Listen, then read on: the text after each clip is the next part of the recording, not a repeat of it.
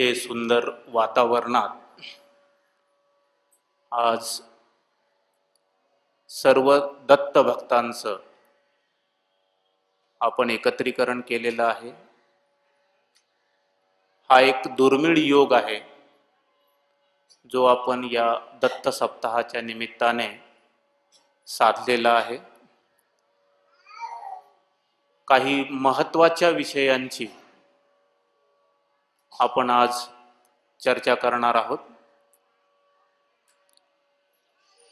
कुठलीही चर्चा करताना किंवा कुठलंही साहित्य जन्माला घालताना 3 गोष्टी महत्त्वाच्या असतात.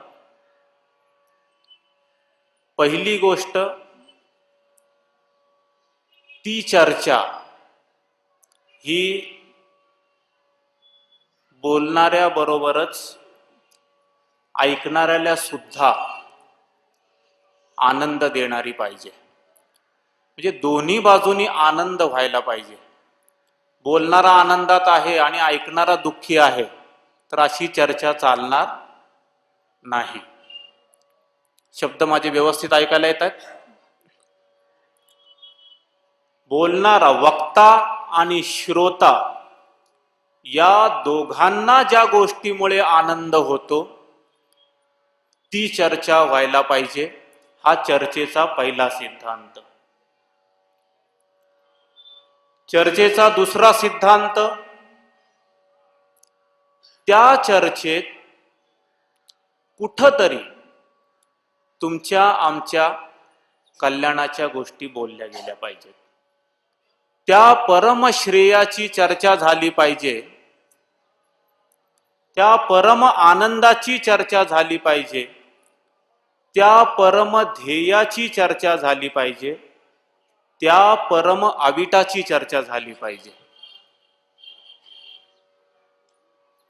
श्रेय, पहिला मुद्दा सुख किंवा आनंद.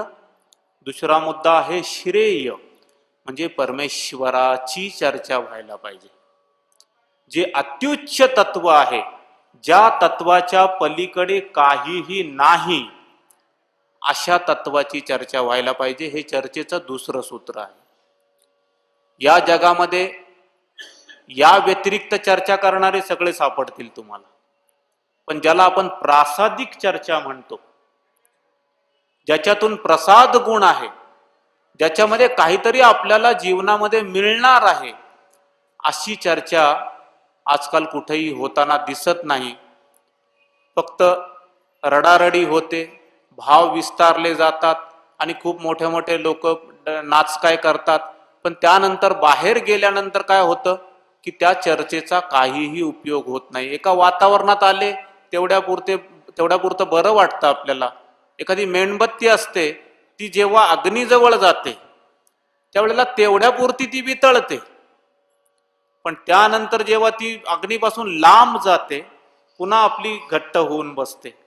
तर अशा चर्चा काही उपयोगाच्या नाहीत की ज्या वातावरणाच्या भरोशावर चाललेल्या आहेत. आणि म्हणून श्रेयाची चर्चा म्हणजे कोणाची चर्चा? श्रेयाची चर्चा म्हणजे अशा सत्याची चर्चा की जे भारतातही बरोबर आहे. तुम्ही अमेरिकेत गेलात तरी बदल घडणार नाही, तुम्ही जपानमध्ये गेलात तरी बदल घडणार नाही. तुम्ही जगाच्या पाठीवर कुठेही जा, त्या सत्यामध्ये बदल घडता कामा नये. उदाहरणार्थ तुमची आमची भूक हा असा विषय आहे की भारतामध्ये सुद्धा माणसांना भूक लागते. अमेरिकेतल्या माणसांना वेगळी भूक लागत नाही, त्यांना सुद्धा आपल्यासारखीच भूक लागते. सगळ्यांच्या खाण्याचं ठिकाण म्हणजे तोंड. कोण कानाने खाताना दिसेल का तुम्हाला? कोणीही या जगात कानाने खाताना दिसणार नाही, सगळे तोंडाने खातात. तर म्हणून चर्चेचा दुसरा स्तर जो आहे तो आहे श्रेय, म्हणजे आपल्या कल्याणाची चर्चा व्हायला पाहिजे. हा चर्चेचा दुसरा स्तर आहे. आणि त्यानंतर आपण आल्यापासून जे करतोय त्याचं नाव आहे मनोरंजन, शृंगार. हा चर्चेचा आणखी एक स्तर की असंही होता कामा नये की मनोरंजन होत नाहीये. मनोरंजन सुद्धा व्हायला पाहिजे. फक्त पहिल्या क्रमांकावर काय असायला पाहिजे? आनंद असायला पाहिजे. दुसऱ्या क्रमांकावर काय असायला पाहिजे? त्या श्रेयाची चर्चा असायला पाहिजे. आणि तिसऱ्या क्रमांकावर आपल्या मनाला एकाग्र करण्याची ताकद असली पाहिजे. अशा गोष्टी या जगामध्ये अमरतेकडे धावतात. तुम्ही इथे आलात, आल्यानंतर ज्या वेळेला आरती आपण केली, तर ही आरती करताना एक लक्षात आलं असेल तुमच्या की आमचे रमेश जोशी उपस्थित असणाऱ्या प्रत्येकाची आरती करत होते. तुम्हाला आश्चर्य वाटेल, आपण आरती करतो, एक मनुष्याची रचना जी आहे त्या मनुष्याची रचना पंचमहाभूत आणि 3 गुण रज तम सत्व या अष्टधा प्रकृतींचा माणूस आहे. म्हणजे अष्टमहाभूतांचा संघात एकत्र झाला आणि त्याचा मनुष्य जन्माला आला. आणि जी प्रतिमा आहे त्या प्रतिमेत फक्त एकच तत्व आहे, फक्त पृथ्वी तत्व आहे, फक्त मातीचं तत्व आहे, फक्त दगडाचं तत्व आहे त्याच्यामध्ये. असं होता कामा नये. नम्रता यासाठी, मूर्तीची आरती यासाठी करतो आपण, कारण अष्टधा प्रकृतींनी युक्त असलेला माणूस एका तत्वापुढे नतमस्तक झाला, म्हणजे नम्रता आली. आणि तोच माणूस आपल्यामध्ये विद्यमान असणाऱ्या 8च्या 8 महातत्वांचा सत्कार करतोय. कारण या जगामध्ये तुम्हा आम्हाला जो जन्म मिळालाय तो अत्यंत महत्वाचा विषय आहे. तुम्हाला सांगतो, हा जन्म इतका महत्वाचा आहे की तुम्ही जगातलं कुठलंही शास्त्र बाहेर काढलं, कोणताही ग्रंथ आपण घेतला, तरी त्या ग्रंथात तुम्हाला दिसेल की मनुष्य जन्म हा अत्यंत भाग्याने मिळालेला, असंच त्याच्यात येईल. मनुष्य जन्म अत्यंत भाग्याने मिळाला, मनुष्य जन्म अत्यंत भाग्याने मिळाला.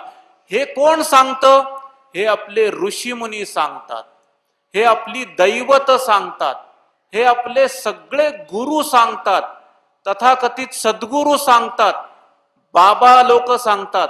सगळ्यांकडे तुम्ही जा, या जगाच्या पाठीवर असा कोणी नाही जो या मनुष्य जन्माची महती गाणार नाही. म्हणजे गंमत अशी आहे की मनुष्य जन्माची महती गाणारे कोण? तर म्हणे परमेश्वर मनुष्य जन्माची महती गातो. आणि ज्याला मनुष्य जन्म मिळालाय तो काय करतो? म्हणजे बडे भाग्य मानुष्तन पावा, सुर दुर्लभ सदग्रंथ न गावा. एक मोठे संत होते, त्या संतांना अमेरिकेमध्ये गेले तर तिथे त्यांना एक प्रश्न विचारला की लोक तुम्हाला कृष्णाचा अवतार समजतात, तुम्हाला काय वाटतं यावरती? तुमच्या आमच्यापैकी सगळे लोक खुश होतील, अरे वा, मी कृष्णाचा अवतार आहे, मी कृष्णाचा अवतार आहे. परंतु त्या संताचं उत्तर अत्यंत सुंदर आहे. त्या संताने असं उत्तर दिलं की पहिल्यांदा मला हे सांगा तुम्ही कि मनुष्य होने में क्या खराबी है. तुम्ही आम्ही मनुष्य आहोत, याच्यात काय प्रॉब्लेम आहे की तुम्हाला अवतार व्हावं असं वाटतं? मी या सगळ्यांना विचारतो, जर तुमच्या पोटी 3 तोंडाचं बाळ एखाद्या याच्यामध्ये दिसलं, म्हणजे सोनोग्राफी करताना एखाद्याच्या पोटामध्ये 3 तोंडाचं बाळ दिसलं, तर तुम्हाला बरं वाटेल का? बरं वाटेल तुम्हाला? तुम्हाला माहिती आहे की नॉर्मल ज्याला म्हणतो, नॉर्मल पोझिशन, तर एकच तोंड पाहिजे, त्याशिवाय जन्म देणं सुद्धा व्यर्थ आहे. प्रकृतीने नियमच असे बनवलेत की इथे या मनुष्य शरीरामध्ये विकृती निर्माण झाली तर अशी बाळ जन्माला आली तरी टिकत नाहीत. बरोबर आहे? मनुष्य जन्म, तर त्यांनी सांगितलं त्या संतांनी की असं आहे की पहिल्यांदा मला हे सांगा तुम्ही की मनुष्य होण्यामध्ये प्रॉब्लेम काय आहे, समस्या काय आहे. ते म्हणले समस्या तर काही नाही. मग दुसरा प्रश्न त्यांनी विचारला की हा जन्म मिळावा, मनुष्य जन्म तुम्हा आम्हाला मिळावा म्हणून देव सुद्धा तरसतात, देवादिकांना सुद्धा प्रार्थना करतात देव की आम्हाला मनुष्य जन्माला घाल. जर देव हा जन्म मागतायत आणि देवादिकांकडून मागितला जाणारा जन्म तुम्हा आम्हाला मिळालाय, तर ज्यावेळी तुम्ही आम्ही अवतार म्हणून स्वतःला घोषित करतो त्यावेळेला परमेश्वरापेक्षा एक म्हणजे मनुष्य हा उंच आहे आणि देव ज्याला म्हणतो आपण तो थोडासा खाली आहे. लक्षात घ्या मी काय म्हणतोय तुम्हाला. या जगामधली संपूर्ण मनुष्यजात तुम्ही संपून टाका, तुमच्या लक्षात येईल की देवाला देव म्हणणारा कुणी शिल्लक राहणार नाही. राहील कुणी? आता सकाळमध्ये एक काही दिवसांपूर्वी एक लेख आला होता, फार सुंदर लेख आला होता. इकडे बाहेर कोणी मंडळी असतील तर कृपया बोलू नका.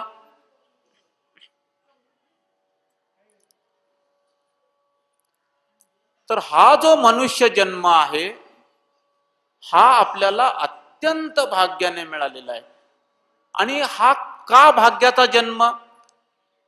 अवतार हा शब्द जन्माला कसा आला तुम्हाला सांगतो. त्याचं कारण हा मनुष्य जन्म आहे. अवतार जन्माला यायचं कारण मनुष्य जन्म.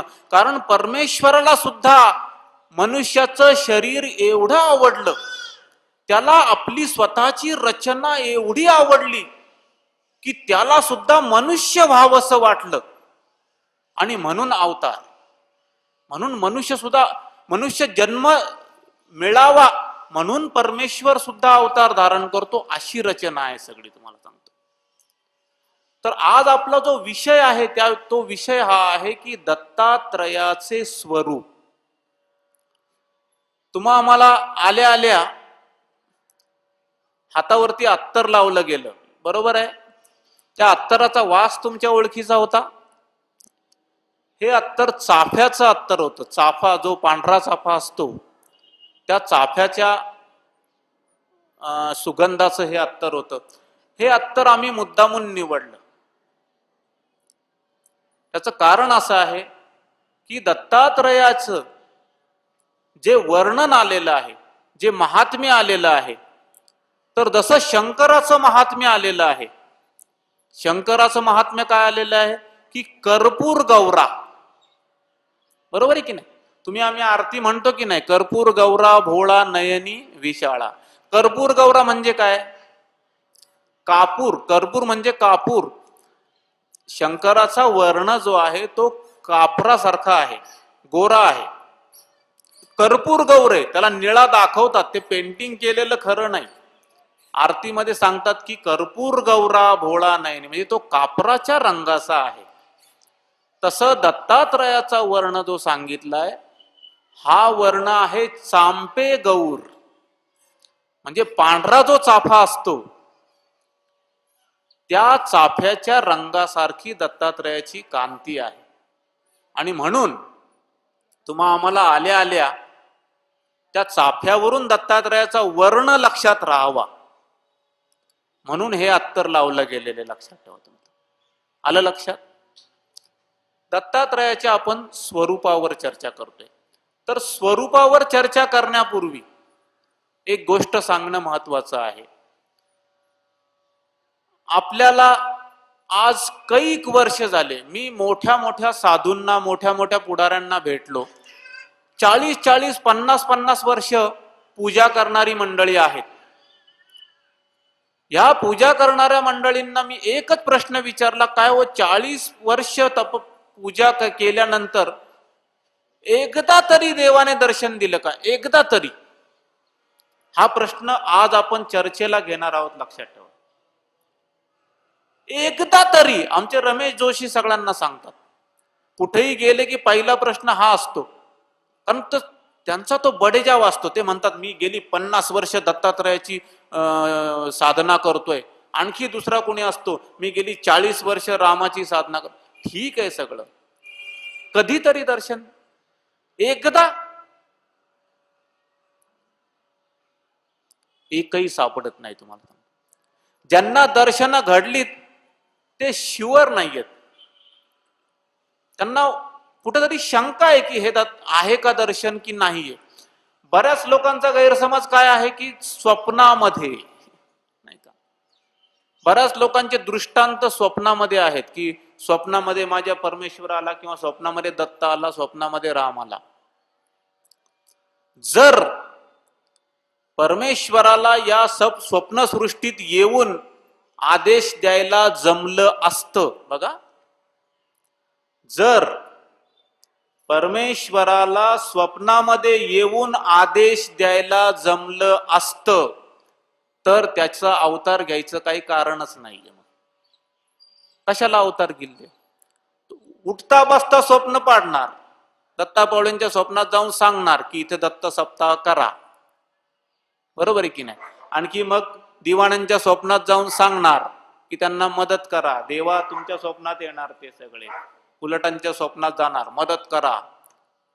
स्वप्नीचा व्यापार जमला असता तर मी अवतारच घेतला नसता, मनुष्याला उठता बसता स्वप्न पाडले असते, आहे की नाही. रोज आपलं स्टँडिंग कमिटीत जाताना स्थायींना स्वप्न, या वार्डामध्ये इकडे असं असं आहे, म्हणजे लोकांनी सांगायची गरजच नाही, उठता बसता स्वप्न पाडायची. हे जमलं नाहीये.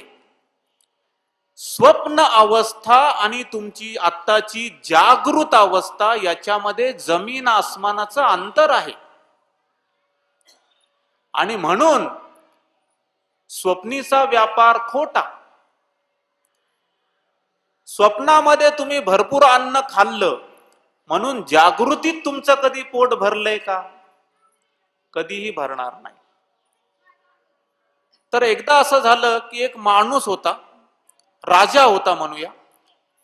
त्या राजाचं वैशिष्ट्य होतं की तो खूप असा धर्मपरायण राजा होता, तुमच्या आमच्या सारखा राजा होता.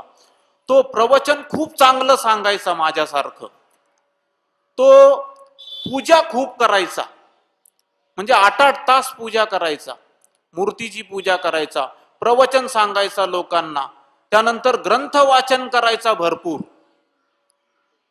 म्हणजे तुमच्या आमच्या सारखा भक्त, म्हणजे भागवत भक्त ज्याला म्हणू आपण, निस्सीम भक्त होता तो, नितांत श्रद्धा असलेला मनुष्य. पण त्याची पत्नी जी होती, एक लक्षात घ्या, श्रद्धा आणि वास्तवता या दोन टोकाच्या गोष्टी आहेत. तुम्हाला सांगतो, आपला जो महिला समाज असतो ना, हा श्रद्धा कमी आणि वास्तवतेवर जास्त चालतो. त्याचं कारण आहे की घरामध्ये खायला काय लागतं, श्रद्धा लागत नाही, बरोबर आहे की नाही. घरामध्ये खायला जर परमेश्वर, तुमचे पती जर रोज श्रद्धा घेऊन आले की आणलीये घे, चालणार नाही तुम्हाला. तुम्ही काय म्हणणार की मला ते दुकानातलं काहीतरी आणून दे म्हणजे मला शिजवता येईल ते. असंच असतं. तिथं तुम्ही प्रत्यक्षाची गाठ घेता. तर ती पत्नी जी होती, राणी जी होती, ती महाज्ञानी होती आणि राजा हा त्याच्या भक्तीत तल्लीन. त्यामुळे त्याचा भयंकर अभिमान, मी एवढी भक्ती करतो, मी पूजा करतो, मी प्रवचन करतो, मी ग्रंथ वाचतो. तर एकदा त्या राणीने त्याची गंमत करायचं ठरवलं. एक दिवशी राजा आला असाच पोथी वाचून, श्रावणाचे दिवस होते, आला बसला आणि म्हटलं की मला प्रचंड भूक लागली आहे, तू जेवण आण, मला जेवण वाढ. तर राणीने काय गंमत केली, तिने सगळ्यात आधी आतमध्ये गेली, एक पाकक्रियेचा ग्रंथ होता अन्नपूर्णा नावाचा, ज्याच्यामध्ये सगळं खीर कशी बनवायची, शिरा कसा बनवायचा, असं सगळं होतं. तर तो ग्रंथ घेऊन आली आणि त्या ग्रंथाला ठेवायला एक ते हे केलं आणि बसली समोर. म्हटली बसा समोर माझ्या. राजाला समोर बसवलं, सुरू झाला ग्रंथ तिचा. जोर जोरात सांगतीये की खीर अशी बनवायची, त्याला हे असं गरम करायचं, मग त्याच्यामध्ये तडतड तडतड आवाज आला पाहिजे, मग ते तुपामध्ये हे करून घेतलं पाहिजे, जे काय तुम्हाला माहिती असेल त्या सगळ्या गोष्टी. आणि खूप मन लावून सांगते की कसं करायचं असतं हे सगळं. आता काय झालं की त्या पदार्थांची ती वर्णन ऐकली तर राजाची भूक अजून वाढली. तो म्हटला, तुला काही कळतंय का? म्हटला, मला भूक लागली, भूक. मला आत्ता प्रवचन नकोय.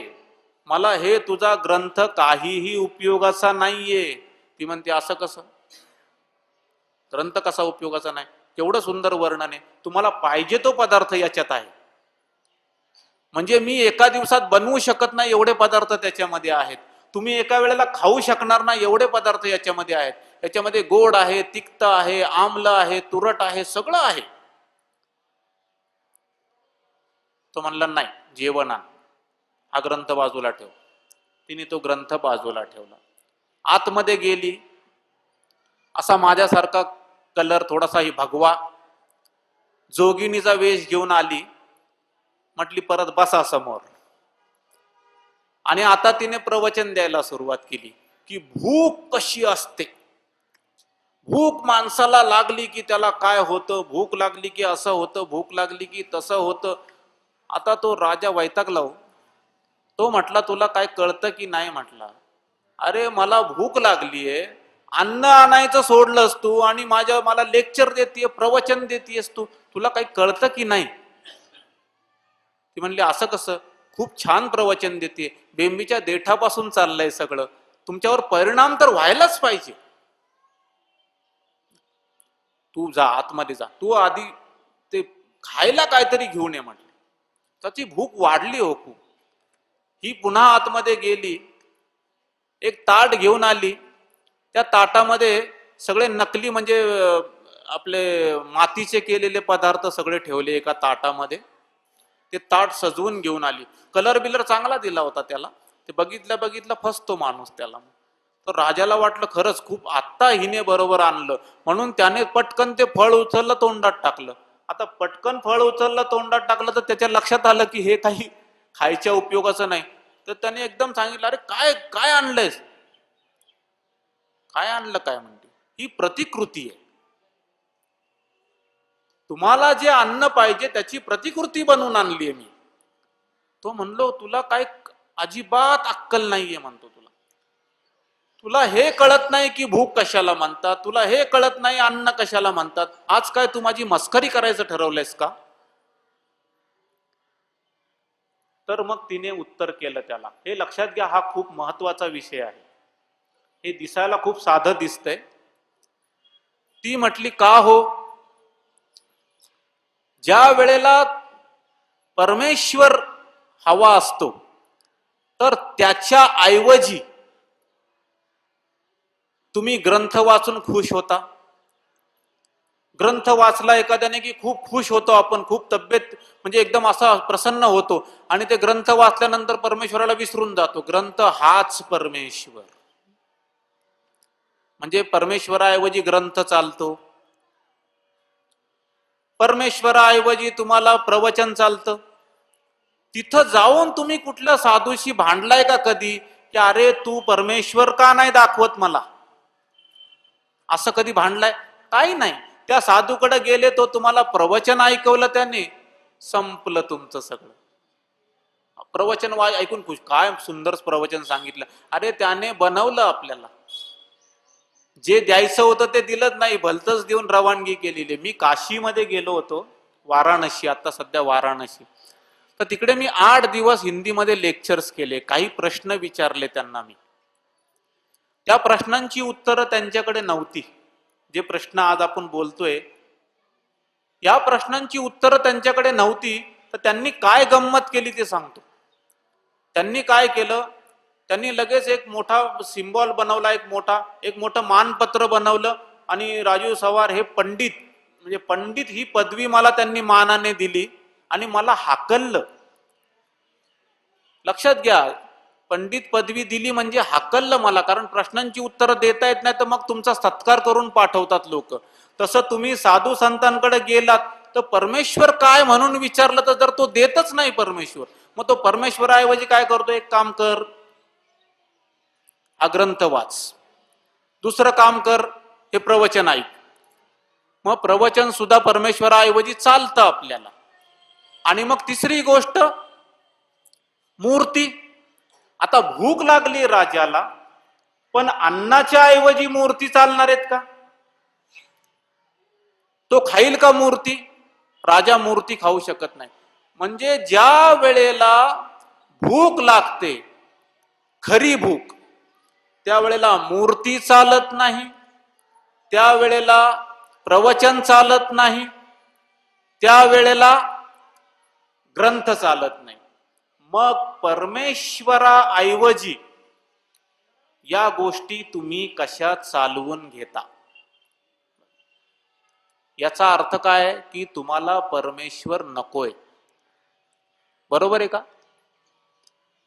तुम्हाला परमेश्वर मनापासून नको आहे, म्हणून तो तुमच्यापासून लांब आहे. जर मनापासून ज्याला हवाय त्याला अत्यंत जवळ आहे. आपल्याकडे विवेकानंदांचं फार सुंदर उदाहरण आहे. विवेकानंद हे महापंडित होते, परंतु एकाच प्रश्नाला घेऊन ते प्रवचन ऐकायला निघायचे. कुठलाही साधूकडे गेले की त्या साधू समोर बसायचे, पहिला प्रश्न विचारायचे, परमेश्वर आहे का? हा पहिला प्रश्न विचारायचे. ते समोर त्याचं उत्तर तसंच यायचं की नाही, किंवा काय यायचं, किंवा आहे म्हटलं तर आहे म्हटलं की पुढचा प्रश्न दाखवा. आता दाखवा आलं की अवघड आहे. म्हणून तुम्ही लक्षात घ्या, खरा साधू ओळखायची खूण तुम्हाला सांगून ठेवतो. आजपासून आपण ज्ञानाची चर्चा करणार आहोत. तुम्हाला जी जी मंडळी अशी मोठी वाटतात ना, त्या मोठ्या मंडळींना पहिला प्रश्न हा विचारायचा की या जगात परमेश्वर आहे का? जर तो म्हटला आहे तर दुसरी ओळ आली पाहिजे तुमची की दाखवा म्हणून. त्यांनी चाल ढकल केली तर ते सगळं फसवं आहे असं सरळ समजायचं. सोपं आहे? तसं तुम्ही करत नाही, तुम्हाला हिम्मत होत नाही. आपल्याला काय झालंय की तिसरीतला मुलगा असतो, त्याला चौथीतल्या मुलाचं काही येत नाही. बरोबर आहे? आणि त्या चौथीतला मुलगा त्याला पाचवीत जाऊ देत नाही. तिसरीतला माणूस चौथीतल्या माणसाला शरण जातो, चौथीतला माणूस त्याला पाचवीत जाऊ देत नाही. आपण कायम स्वरूपी तिसरीत राहतो. देवाच्या बाबतीत सुद्धा आपल्याला हेच घडतंय की आपण कायम तिसरीत आहोत. आपल्याला कुणी चौथीत पाठवायला तयार नाही, आपला कुणी पुढे ढकलायलाच तयार नाही. विवेकानंदांच्या बाबतीतला हा किस्सा आहे की ते सगळ्या ठिकाणी गेले आणि प्रत्येक ठिकाणी असा प्रश्न केला की समोरचा गडबडायचा आणि ते उठायचे. टाइमपास केला नाही त्यांनी. अमुक साधू आहे आणि मग तो म्हणला की असं करा आणि हो जाएगा बच्चा, हे चालणार नाही. ठोस उत्तर पाहिजे. ठोस उत्तर मिळण्यासाठी वन फिरले. प्रत्येक साधूंनी थातुरमातुर उत्तर दिली, पण या उत्तरांनी विवेकानंद संतुष्ट झाले नाहीत. आणि शेवटी अंगठा बहादर, ज्यांना लिहिता वाचता येत नव्हतं, असे रामकृष्ण परमहंस त्यांच्याकडे गेले. त्यांचंही प्रवचन चाललं होतं. समोर बसले होते, एका वाळूवरती बसून ते प्रवचन करत होते. त्यांनाही त्यांनी तोच प्रश्न विचारला, काय परमेश्वर आहे? तर त्यांचं उत्तर आलं, हो आहे. दुसरा प्रश्न, मला दाखवा. दुसरा प्रश्न, मला दाखवा. त्यांनी खाली वाळूचा एक मोठा दगड घेतला आणि तो विवेकानंदांना नेम धरून त्यांच्या डोक्यावर जोरात मारला. विवेकानंद गडबडले. त्यावेळेला त्यांचं नाव नरेंद्र होतं. ते गडबडले, जोरात टेंगुळ आला इथे. ते म्हटले, कशाला मारलं मला? म्हटलं, मारलं तर ठीक आहे, पण तुला काय प्रॉब्लेम आहे? मी मारलं, तुला प्रॉब्लेम काय? आणि प्रॉब्लेम काय? दुखतंय ना, वेदना होत आहेत. तर रामकृष्ण परमहंस म्हणाले, दाखव वेदना. कुठे वेदना? कुठे? ते म्हणले, दाखवता येणार नाही. दाखवता येणार नाही, पण वेदना आहेत. तर म्हणले, परमेश्वराचं पण असंच आहे. त्याचा अनुभव घेता येतो. आपल्या सगळ्या याच्यामध्ये आहे की आत्मा श्रोतव्य, आत्मा मनतव्य. म्हणजे तुम्हाला आत्म्याचा आवाज ऐकता येऊ शकतो, तुम्हाला आत्म्याचं चव चाखता येऊ शकते, तुम्हाला आत्मा दृष्टीस पडतो म्हणजे दिसू शकतो, आणि तुम्हाला आत्म्याला स्पर्श करता येतो. या 4 प्रकारांनी आत्मा अनुभवाला किंवा स्वतःचं स्वरूप तुम्हाला अनुभवाला येऊ शकतं. पण आपला प्रॉब्लेम हा आहे की आपण त्या विषयामध्ये इतके मागे आहोत, म्हणजे मागे आहोत म्हणजे मुद्दामून नाही, आपल्याला माग ठेवलं गेलंय जाणून बुजून.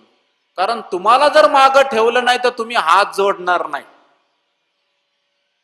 असा जाणून बुजून प्रयत्न केला की सामर्थ्य प्रस्थापित होऊ नये, गुलामगिरी प्रस्थापित व्हायला पाहिजे, या भावनेने तुम्ही व्यवस्थित विचार करा. हे करू नका, ते करू नका, अमक खाऊ नका, तमक खाऊ नका, एवढी बंधनं या लोकांनी लादून ठेवली आपल्यावर की आपण विचार त्याच्या पलीकडे करायचं विसरून गेलेलो आहे. आपण सत्यापासून खूप लांब आहोत. मग ती राणी त्याला म्हणते राजाला की तुला प्रवचन आवडतं, म्हणजे देवाऐवजी प्रवचन चालतं, मग भुकेऐवजी प्रवचन का नको? म्हणजे खरी भूक लागल्यानंतर बाकीच्या गोष्टी खोट्या ठरतात, बाकीच्या गोष्टी त्याच्या समोर चालणार नाहीत. तिथं खरं अन्न पाहिजे. मग परमेश्वरासाठी खरा परमेश्वर का नको? तिथं तुम्हाला काहीही कसं चालतं, आपल्याला चक्क बनवतात लोक. तुम्हाला तुम्ही व्यवस्थित विचार करा की आपल्याला लोक अक्षरशः ते ते एखादा भक्त, कारण मी हे खूप हिंडलोय, मी सेतू हिमाचल हिंडलोय, लक्षात ठेवा. म्हणजे जवळजवळ संपूर्ण भारत भूमीमध्ये हिंडलेलो आहे मी. प्रत्येक ठिकाणी काय होतं की एखादा भक्त आला की तो भक्त कमी आणि बकरा जास्त असतो. बकरा आला असाच भाव असतो, तुम्हाला सांगतो मी, कारण मी खूप आतमध्ये जाऊन कामं केलेली या विषयामध्ये. भक्तांची संख्या वाढवायची म्हणजे बकऱ्यांची संख्या वाढवायची. त्यांच्या जीवावर स्वतः मोठं व्हायचं, पण त्यांना मोठं होऊ द्यायचं नाही. असा एक मोठा प्रघात आहे आता सध्या चालू. तर तुम्ही सावध अशासाठी व्हायचंय आता की याच्या पुढे जर कोणी आध्यात्मिक विषयावरती लेक्चर द्यायला लागला तर त्याला पहिला प्रश्न हा विचाराय की बाबा अध्यात्म या शब्दाचा अर्थ काय. सुरुवात इथून करायची. कारण 2 गोष्टी आहेत, लक्षात घ्या. आध्यात्मिक हा विषय वेगळा आणि धार्मिक हा विषय वेगळा. मी तुमच्या कुठल्याही देवतांना नाव ठेवत नाही. हा विषय धार्मिक आहे, तुमच्या धर्माशी संबंधित आहे तो विषय. आध्यात्मिक हा विषय धर्माशी संबंध नसतो. तिथे धर्माचा अर्थ बदलतो. तिथे धर्माचा अर्थ होतो धारणा धर्म मिथ्याहू धर्म धारयते प्रजा. म्हणजे एखाद्या हारामध्ये वेगवेगळ्या प्रकारचे कलरची फुलं असतील, त्या फुलांना एक दोरा असतो, एक सूत्र असतं, जो दिसत नाही, तो आतमध्ये असतो इनबिल्ट. ते सूत्र म्हणजे धर्म असतो, लक्षात ठेवा. थोडक्यात आम्हाला ज्या गोष्टीमुळे आम्ही जिवंत आहोत तो आपला खरा धर्म. बऱ्याच व्याख्या आहेत या विषयाच्या. एके ठिकाणी मी गेलो, तिथे प्रश्न विचारला मी त्यांना. एक माणूस होता, त्या माणसाने मला सांगितलं की मला सुंदर बायको पाहिजे, असं पाहिजे, तसं पाहिजे, खूप सुंदर. म्हटलं काय तुझी सुंदरतेची व्याख्या काय आहे? तर त्याने सांगितलं अशी दिसली पाहिजे, श्रीदेवी सारखी पाहिजे, आमकी माधुरी दीक्षित सारखी पाहिजे, जे काय असेल ते समजा. असं त्याने सगळं सांगितलं. मग त्याला मी म्हटलं की तू एखादं चित्र आणून दाखव की मला अशी बायको पाहिजे समजा, किंवा मला एक नमुना म्हणून दाखव. तर शेवटी माझ्या लक्षात आलं की त्याला गोरी गोमटी बाई पाहिजे होती समजा. तर आता त्याला मी प्रश्न केला, लक्षात ठेवा, त्याला मी आता प्रश्न केला की तुझ्या समोर एक अत्यंत सुंदर स्त्री, की तुझ्या कल्पनेच्या पलीकडे सुंदर उभी केलीये मी, आणि त्या शेजारी एक अत्यंत कुरूप, म्हणजे जिला रूप नाही तुझ्या दृष्टीने, अशी स्त्री उभी केली. दोघांमध्ये एक फरक ठेवला फक्त. बघा आता, दोन स्त्रियांमध्ये एक फरक ठेवला, जी कुरूप स्त्री आहे ती अत्यंत बुद्धिमान आहे आणि जी सुंदर स्त्री आहे ती थोडीशी वेडी आहे, थोडीशी, जास्त नाही. तर आता जरा चॉईस कर. त्याला म्हटलं की तू कोणाबरोबर लग्न करशील, काय म्हणणं आहे तुमचं, कोणाबरोबर लग्न करणार? तो म्हटला नाही बाबा, म्हटला ती वेडी आहे, म्हटला मी काळी चालेल. का सुंदरतेची व्याख्या कशी काय बदलली तुझी? सुंदरतेची व्याख्या बदलली. आता दुसरा प्रश्न त्याला केला. एक अत्यंत सुंदर स्त्री, बुद्धिमान आहे ती पण, तिच्या शेजारी काळी स्त्री, दोघीही बुद्धिमान, दोघीही विदुषा, म्हणजे प्रचंड ज्ञान असणाऱ्या. फक्त आता एक फरक, जी काळी आहे ती जिवंत आहे आणि जी गोरी आहे ती मेलेली आहे. बघा आता, आता कोणाबरोबर लग्न करायचं? किती जरी गोरी असली, जर मृत असली, मेलेली असली, तर त्याच्याबरोबर लग्न करणार नाही. म्हणजे थोडक्यात असं आहे की या जगामध्ये सुंदरता नावाचा जो प्रकार आहे तो तुमच्या आमच्या जिवंतपणामुळे सुंदर आहे, लक्षात ठेवा. म्हणजे सगळ्यात सुंदर कोण आहे? जो जिवंत आहे. मेलेला कितीही सुंदर असला तरी तो सुंदर नाही. त्याची लगेच सकाळी जर एक्सपायर्ड झाला तर संध्याकाळपर्यंत आपण लगेच त्याची क्रियाकर्म करून टाकतो. तिथं आपण त्याच्या सुंदरतेच्या मोहात अख्खं जग पडत नाही. तुम्हाला सांगतो, या जगात एकाचड एक विश्व सुंदरी होऊन गेल्या, पण सगळ्या ज्या वेळेला गेल्या त्यावेळेला मातीतच गेल्या. सुंदरतेची काय व्याख्या आहे? सुंदरतेची व्याख्या अशी आहे की जो जिवंत आहे तो सुंदर आहे. तुमच्या सगळ्या व्याख्या, जो जिवंत आहे तो ज्ञानी आहे. अस्तित्व महत्वाचं आहे. तुम्ही आम्ही आज जिवंत आहोत, तुमचं आमचं अस्तित्व आहे. हे अस्तित्व जोपर्यंत आहे तोपर्यंत तुमच्या सगळ्या गोष्टी, म्हणजे तुमचं ज्ञान तोपर्यंत, तुमचा मान तोपर्यंत, तुमची लायकी तोपर्यंत, तुमचा संसार तोपर्यंत, तुमची बायका मुलं पण तोपर्यंतच, तुमचे नातेसंबंध तोपर्यंत, किंबहुना तुमचा संपूर्ण जग तोपर्यंत करणं अत्यंत गरजेचं आहे. तुम्हाला सांगतो, महत्वाचा विषय आहे. एक गोष्ट अशी झाली की एक राजा होता, त्या राजाचा राजपुत्र अत्यंत सुंदर होता. तो शिकारीसाठी गेला आणि त्याने परराज्यातली एक राजकुमारी बघितली जी खूप सुंदर होती. तर हा तिच्या प्रेमात पडला. प्रेमात पडल्यानंतर त्याने तिला लग्नाची मागणी घातली. तर तिने त्याला प्रश्न केला, कशासाठी तू मला लग्न करायची मागणी घालतोयस? तर त्याने उत्तर दिलं, तू अत्यंत सुंदर आहेस, तू अत्यंत रूपवान आहेस.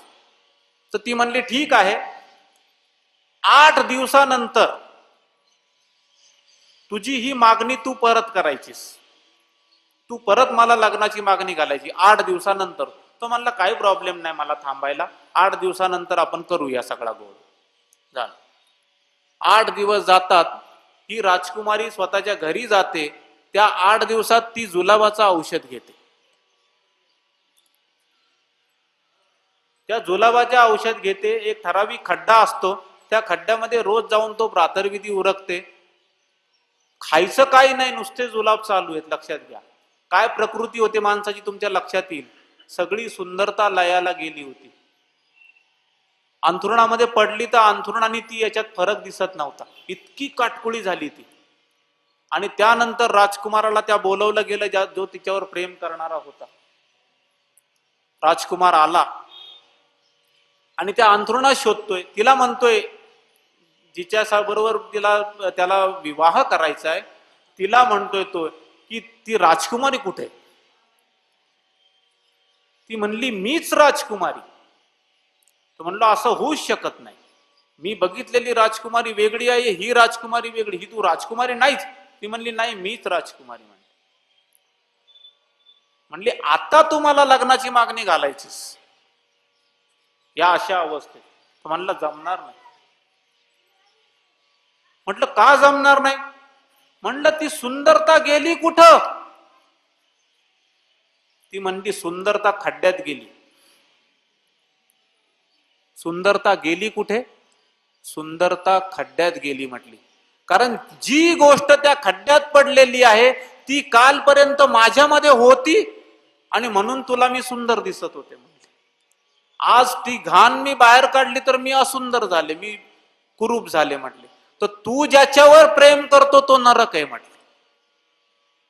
लक्षात घ्या, खूप फरक आहे अध्यात्म आणि धर्म या विषयात. आपण धार्मिक असणं वेगळं, आपण आध्यात्मिक असणं वेगळं. आज आपण दत्तात्रयाचं स्वरूप या विषयावर बसलेलो आहोत. आपल्या सगळ्यांची आज आरती केली गेली, या इथे उपस्थित असणाऱ्या प्रत्येकाची. का आरती केली गेली? त्याचं कारण आहे की तुम्ही आम्ही जो श्वास ओढतोय सोडतोय, हा अनमोल खजिना ज्याला म्हणू आपण.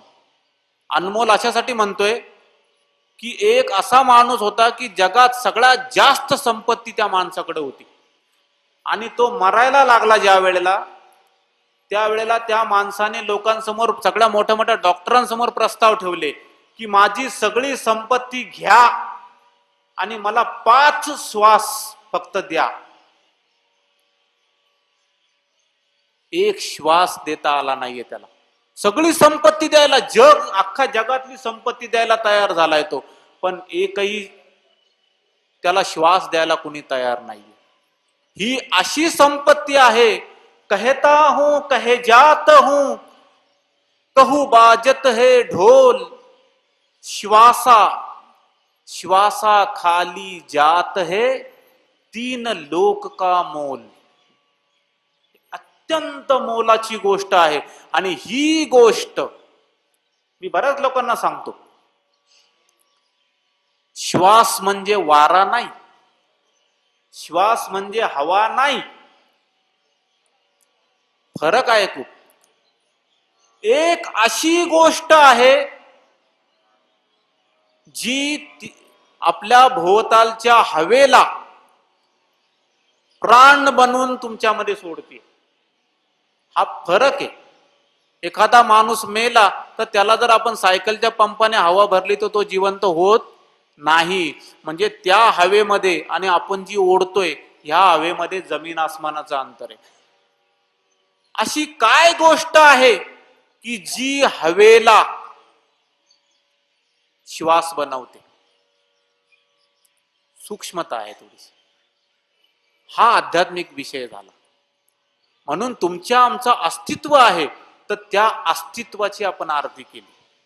आज तुम्ही आम्ही आरती करण्याच्या लायक आहोत म्हणून आरती केली, लक्षात ठेवा. महत्वाचा विषय. तर आता दत्तात्रय प्रभूंचं स्वरूप हा विषय इथे आलेला आहे. काय आहे दत्तात्रय प्रभूंचा स्वरूपाचा?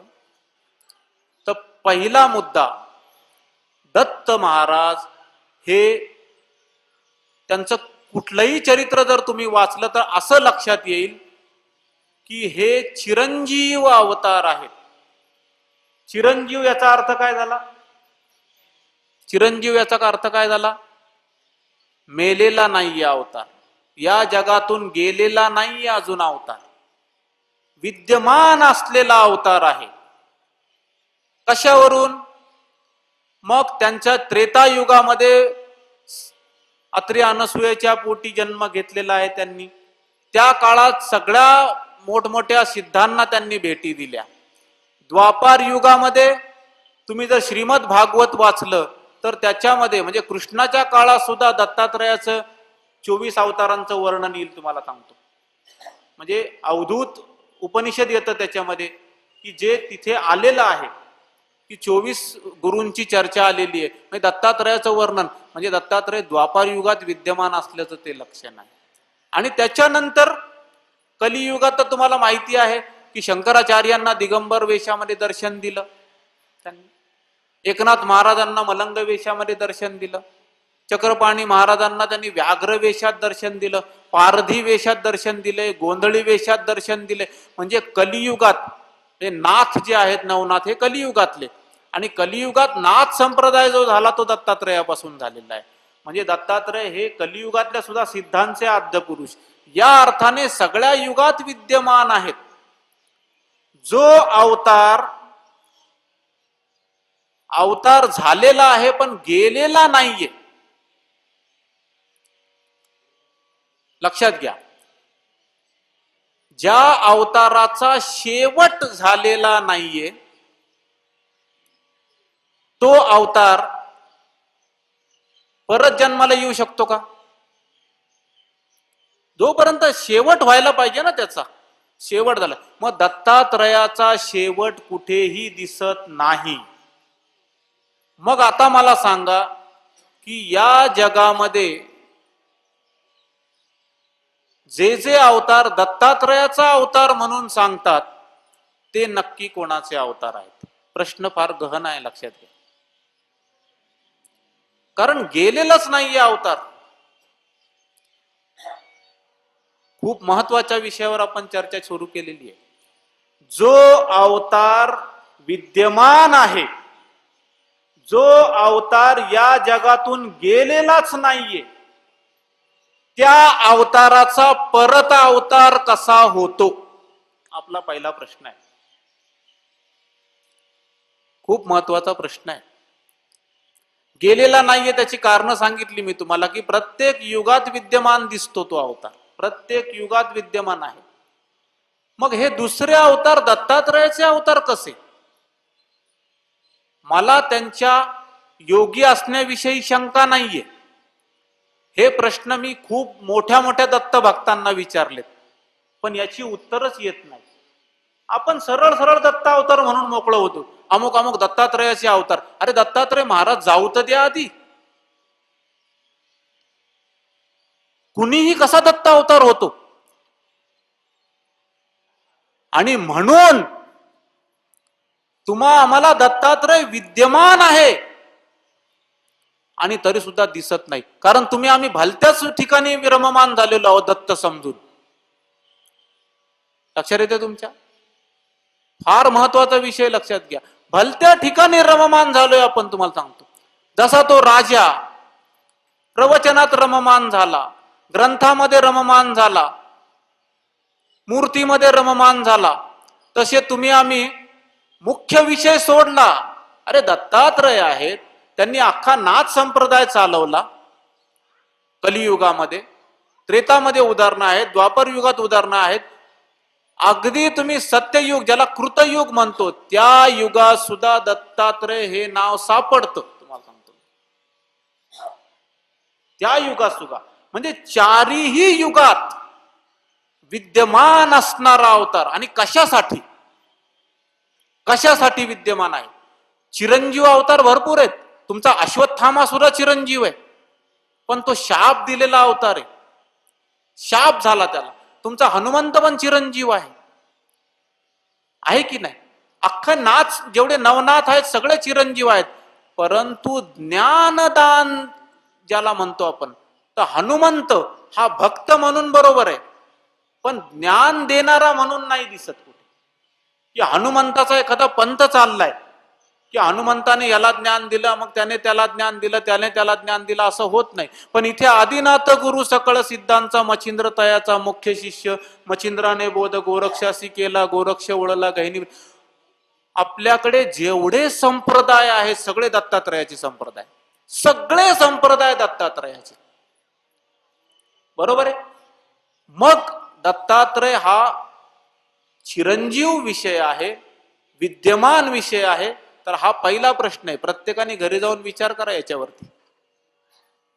आपण ज्या दत्तात्रयाचा विचार करतो तो दत्तात्रय विद्यमान आहे का? आणि जर विद्यमान आहे, लक्षात घ्या, परमेश्वर आणि दगड याच्यातला फरक सांगतो तुम्हाला. दगड किंवा पाणी किंवा हवा हे जड विषय आहेत, मर्त्य विषय, मेलेले विषय आहेत. जो तुम्ही हाक दिल्यानंतर ओ देत नाही, तुम्ही हाक दिल्यानंतर जो ओ देत नाही तो दत्तात्रय नाही. बरोबर? तो जड, तो परमेश्वर नाही. तुम्ही आम्ही चेतन आहोत, त्याने आवाज दिलाच पाहिजे. पाणी जड आहे का? कारण पाणी ओ देत नाही. हवा जड आहे का? हवा ओ देत नाही. पृथ्वी जड आहे, पृथ्वी ओ देत नाही. जो तुम्ही हाक दिल्यानंतर ओ देत नाही तो परमेश्वर नाही, तो चेतन नाही. तुमच्यापेक्षा खूप खालच्या दर्जाचा आहे तो, असं म्हणू आपण. म्हणजे तो तुम्ही पण नाही, कारण तुम्ही सुद्धा हाक दिल्यावर ओ देताय. तुम्ही आम्ही सुद्धा हाक दिल्यानंतर ओ देतो, इतके विद्यमान आहोत तुम्ही आम्ही. परमेश्वराला आपण काय केलंय? परमेश्वराला आपण मूर्ती बनवून टाकले आणि आपली सोय आहे ती. सोय का सांगतो तुम्हाला? कारण तुम्हा आम्हाला जिवंत परमेश्वर परवडणारा नाहीये. तुम्ही व्यवस्थित विचार करा, कारण तो लगेच सांगेल तुझं हे चुकतंय, तुझं हे चुकतंय, तुझं हे चुकतंय.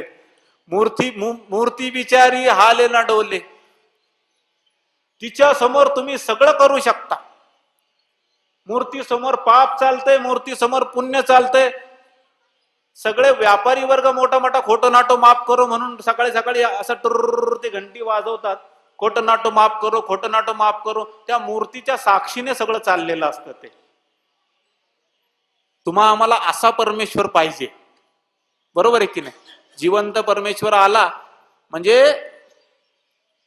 नाग जो असतो ना, नाग, तो शंकराच्या गळ्यामध्ये पाहिजे आणि तो अजिबात त्यांनी खाली येता कामा नये, तर त्याची पूजा करणार आपण. आणि खरा नाग घरात निघाला तर ले लाठी धमकावे. सच्चा नाग जो घर में निकले ले लाठी धमकावे. आपल्याला जिवंताची पूजा आवडत नाही. तुम्हाला सांगतो, जिते बाप को रोटी न देवे. बाप म्हातारा झालाय, त्याला खायला घालणार नाही, पण मेल्यानंतर मुठभर चावल छतपर धरके कव्वा बाप बनवाय. तिकडं कावळा म्हणजे बाप याचा. मग त्याला बोलवतो, ये ये खायला दे. अरे जिवंताला दे. तुमचा आमचा चेतन तत्वाशी संबंध तुटलेला आहे. परमेश्वर विद्यमान आहे. परमेश्वर आत्ता या जागेवर आहे.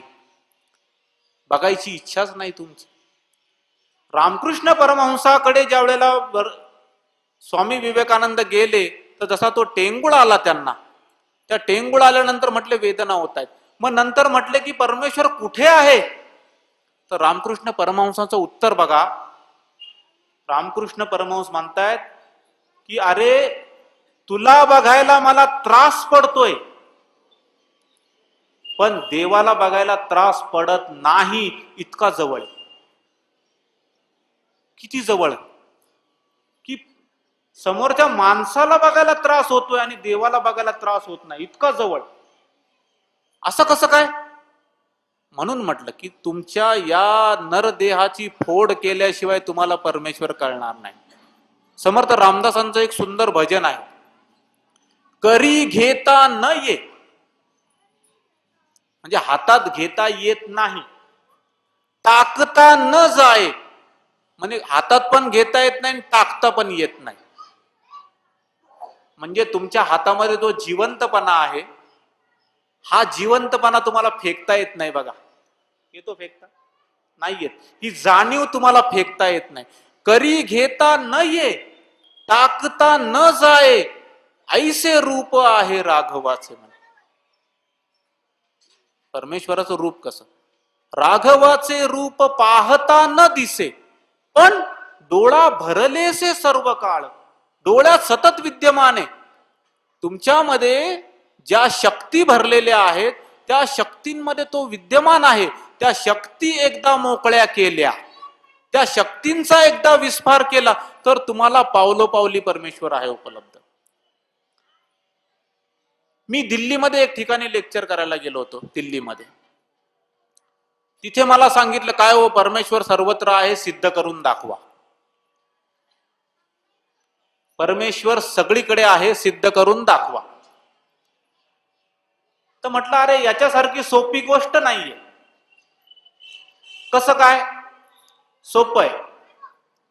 तुमचा हात हा इथं ठेवला, हा हात इथं जिवंत राहतोय, या एरियात परमेश्वर आहे म्हणून जिवंत राहतोय. आता कल्पना करा की या एरियामध्ये परमेश्वर नाहीये, तर तुम्हाला हा हात जिवंत ठेवण्यासाठी इथून काढून इथं टाकावा लागला असता. लक्षात येते का तुमच्या मी काय म्हणतोय? हा हात एवढ्या भागात परमेश्वर नसता तर तुमचा हा हात इथून काढून तुम्हाला इथं टाकावा लागला असता. लक्षात ठेवा. तसं होत नाही. तुमची प्रत्येक हालचाल, एका मिनिटाला तुमच्या शरीरात कोट्यावधी हालचाल होतात. तुमचे हावभाव बदलतात, तुमच्या मूर्ती बदलतात, तुमच्या प्रतिकृती बदलतात, तुमच्या चर्या बदलतात, आणि त्या सगळ्या बदललेल्या चर्यांमध्ये तो विद्यमान होतो. सगळ्या आकृत्यांमध्ये तो जिवंतपणा भरतो. बघा, तुम्ही कुठेही जा, तुम्ही पाण्यात गेलात तरी तिथं जिवंत राहता, हवेमध्ये गेलात तरी तिथं जिवंत राहता. ज्या ज्या ठिकाणी तो आहे त्या त्या ठिकाणी तुम्ही जिवंतपणा घेऊन चाललाय. तुम्ही लक्षात घ्या. तुम्हाला ही फार महत्वाची घटना आहे. परमेश्वर सगळीकडे विद्यमान आहे. परमेश्वर विद्यमान आहे. तुम्हा आम्हाला इच्छा नाहीये, तुम्हा आम्हाला सोयीचा परमेश्वर पाहिजे. हा मोठा प्रॉब्लेम आहे. भूक लागल्यावर अन्न खरं पाहिजे, पण परमेश्वर खरा नसला तरी चालतो आपल्याला. मग तुम्हाला कोण देणार? परमेश्वर आपल्याला खरा नकोच आहे, मग देणार कोण? मग आता खऱ्या परमेश्वराचा विषय आल्यानंतर मग दत्तात्रयाचा विषय आला. आणि दत्तात्रयाचा विषय जर आला तर काही गोष्टी तुम्हाला खऱ्या समजून घ्याव्या लागतील. त्यातली पहिली खरी गोष्ट काय समजून घेतली आपण? पहिली खरी गोष्ट ही समजून घेतली की दत्तात्रय हे विद्यमान दैवत आहे. बरोबर आहे? चारही युगांमध्ये त्याने त्याचं अस्तित्व दाखवलेलं आहे. म्हणून तो एकमेव अवतार आहे. बाकी दत्तात्रयाच्या नावावर जेवढे अवतार म्हणून मिरवतात त्यांना कृपया दुसरी नावं द्या, त्यांना काही द्यायची ती, पण त्यांना दत्त अवतार म्हणू नका. हा पहिलं सूत्र पाळायचं. का असं करायचं? का असं करायचं? त्याचं कारण असं आहे की तुमच्या संबंधांमध्ये बदल घडतो. उदाहरणार्थ, कृष्ण हा ज्या वेळेला देवकीकडे न राहता देवकीकडून कोणाकडे गेला? यशोदेकडे गेला. यशोदा त्याची खरी आई होती? यशोदा त्याची खरी आई नव्हती, पण आई मुलाचा संबंध निर्माण झाला. बरोबर आहे? तर त्या यशोदेने कृष्णाला स्वतःचं मूल समजून वाढवलं, आईची माया दिली, ती आई म्हणून श्रेष्ठही ठरली. पण यशोदेच्या बाबतीत एक महत्वाची गंमत झालेली आहे की या यशोदेला त्या संपूर्ण पर्वामध्ये कधीही कळलं नाही की कृष्ण हा परमेश्वर आहे. लक्षात घ्या. चूक कुठं घडते? पुत्र समजली, परमेश्वर नाही समजली. मग तिला त्या कृष्णाने पुत्रा एवढाच आनंद दिला, परमेश्वरा एवढा आनंद नाही दिला. तुम्हाला सांगतो, तिला पार तोंडामध्ये विश्वरूप दाखवलं सगळं, पण नंतर परत तिचे माया तिचं हरण केलं की ती परत यायची लाडामध्ये की माझा बबला, माझा शोना, असंच व्हायचं ते. तर यशोदेच्या बाबतीत असं आहे की तिला न्यायशास्त्रामध्ये यशोदेचा भाग येतो. तिला काय फळ मिळालं? यशोदेला, कृष्णाला पालन केल्याबद्दल यशोदेला काय फळ मिळालं म्हणे? तर म्हणे तिला परमेश्वर नाही मिळाला, पण तिला मातृत्वाचं जे फळ आहे, म्हणजे आई होण्याचं, परमेश्वराचं आई होण्याचं जे फळ आहे ते तिला मिळालं. पण ते फळ परमेश्वर रूप फळ नव्हतं ते. मग तिला परमेश्वर नाही मिळालं, तिला मातृत्वाचं फळ. म्हणजे तुमची नजर जेवढी कमी होईल तेवढं तुमचं फळ कमी होतं. लक्षात येते तुमच्या? आणि म्हणून पहिला मुद्दा आहे की दत्तात्रयाला दत्तात्रय समजणं. कुठल्याही तथाकथित कोणी येतो मी दत्तात्रय म्हणतो तुम्ही लगेच हात जोडता असं होऊ नये. तुमचा परमेश्वर तेवढा कमी होऊन जाईल, लक्षात ठेवा. समोर आला तुमच्या, पण त्याचा उपयोग काही नाही झाला तुमचा. दृष्टी, आजचा पहिला दिवस आहे आणि या पहिल्या दिवसात आपल्याला पहिले आपली दृष्टी मोठी करायची. आपलं विजन मोठं केल्याशिवाय आपल्याला हे कळणार नाहीये. आणि आपल्याला जर कळलं नाही तर कुणीही येऊन आपल्याला छळेल. तुमची आमची जी फसवणूक चाललेली आहे त्या फसवणुकीला एक मात्र कारण आहे की तुम्ही आम्ही अज्ञानी आहोत या विषयामध्ये. तुम्हा आम्हाला माहित नाही हा विषय. आणि इथे जो आपण दत्त सप्ताह करायचा प्रयत्न करतोय, या दत्त सप्ताहात आपल्याला जे 7 दिवस आहे या 7 दिवसात हे शिकायचं आहे की आत्तापर्यंत झाली ही फसवणूक खूप झाली. आता याच्या पुढे निदान या महालामध्ये बसलेली लोक तरी फसता कामा नये. आपण आज प्रतिज्ञा करू. कुणी येतो आणि आपल्याला फसवतो, निदान या पंडालमध्ये या महालामध्ये बसलेली लोक तरी फसता कामा नयेत.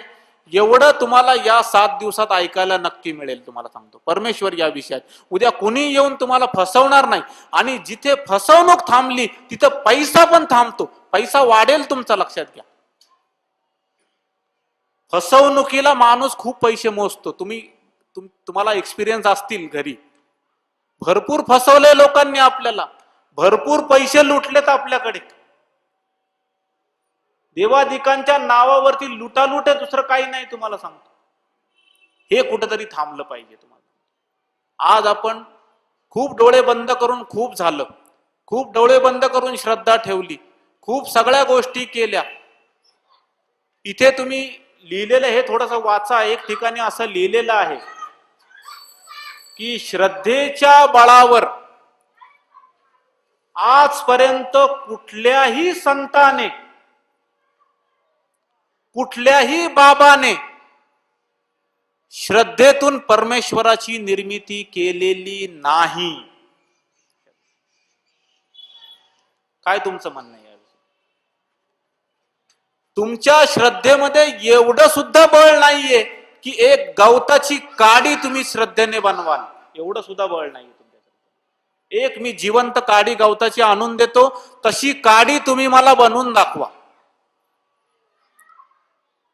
परमेश्वर आणि मनुष्य या दोघांच्या निर्मितीमध्ये जो मूलभूत फरक आहे तो फरक असा आहे की परमेश्वराने माणूस बनवला तर ह्या माणसाला एवढं ताकद दिली, त्याने एवढी ताकद दिली की हा माणूस दुसरा माणूस बनवू शकतो.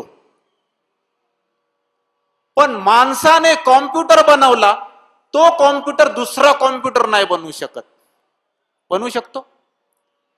माणसाने बनवलेली जी गोष्ट आहे ती जडत्व पावते.